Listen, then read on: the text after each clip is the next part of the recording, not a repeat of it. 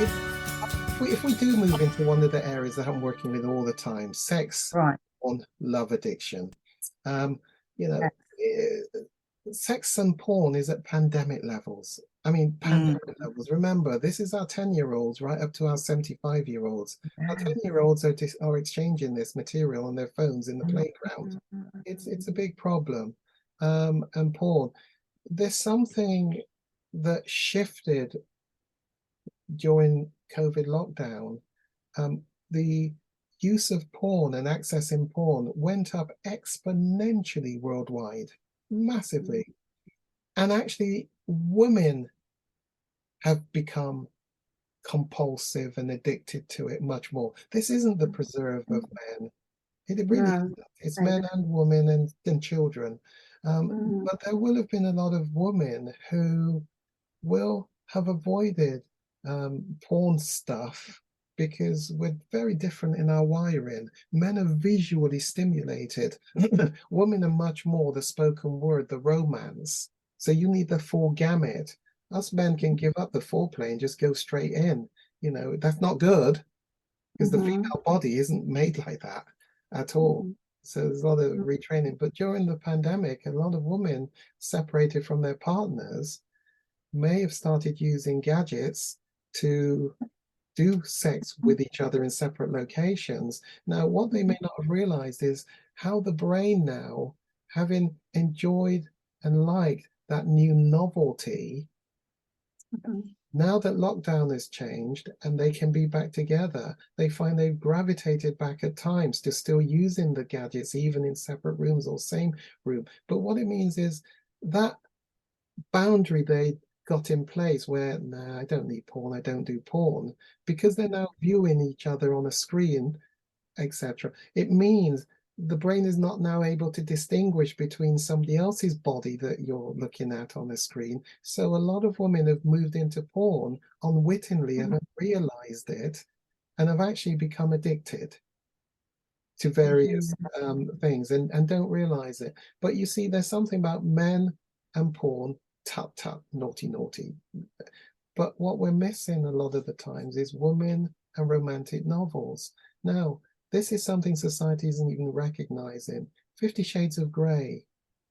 We know it's Mhm. porn, but no, this is good reading. You can read because it's been normalized as a good book for the beach, for the bus, and anybody seen the title now, no problem because Mhm. it's been made into a movie. So you can go and watch. So no problem. But it is porn. It absolutely Mhm. is.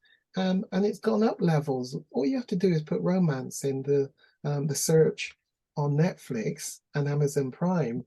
Take a look Mhm. at the stuff. 365 days and different. Oh my goodness, you've got porn.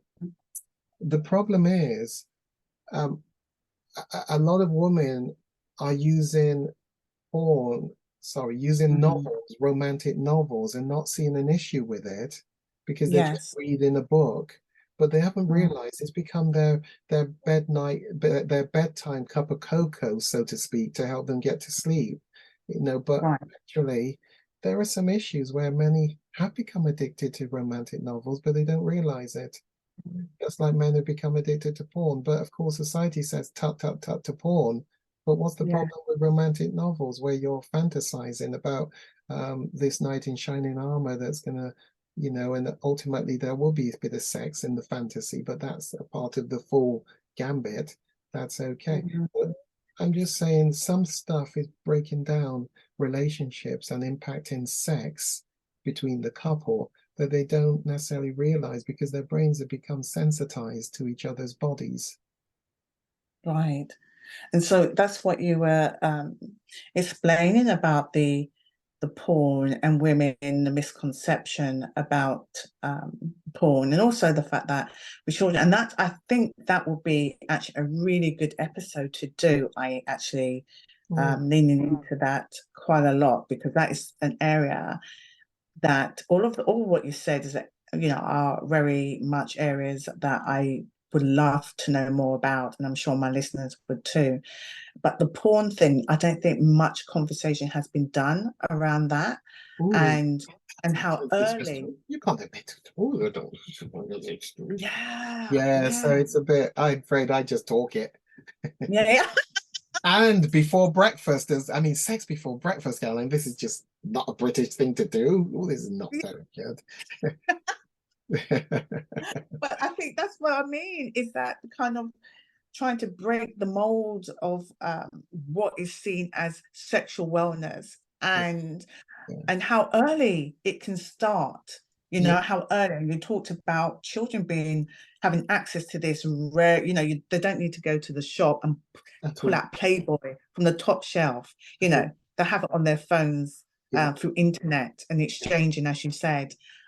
So I would love that to be our first Okay. um, episode together. That sounds so interesting and something that needs to be talked about a little bit more. Do you feel okay with that, Gary? Absolutely. We'll add the thing of love addiction as well. Because so you hear me talk Yeah. about sex addiction, porn addiction, love addiction. Actually, they are different things. The love addiction, Mm, you can look it up in Google, but it will give you a definition. Now, the way I approach love addiction is something about attachment issues that happen back there, causes us, many people to use, for example, dating sites, social media to try and make contact, to try and get relationships.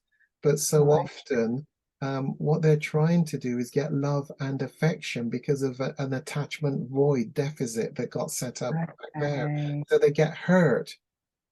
So a lot of Mm, women will give up sex too quickly. The male will yeah. take it. Thank you very much. I do love you, love you, love you. Sex is done. A few more times, then I'm gone. She's broken up. She's hurt, and she gave it too soon, she felt, and his commitment wasn't there, and she's devastated. But eventually, she gets up. She does it again with dating sites or whatever. And again, the cycle keeps on because what she's trying to do is fill a void, a need to be wanted, a need for love and affection and to be owned by somebody. But it's an attachment void that got set up back there in Mm, childhood. And until she begins to understand that, she's going to keep on getting hurt, searching for a male or whatever her partner preference is, right. to fill a void. And it's a black Yeah. hole until you deal with the attachment issues. Mm.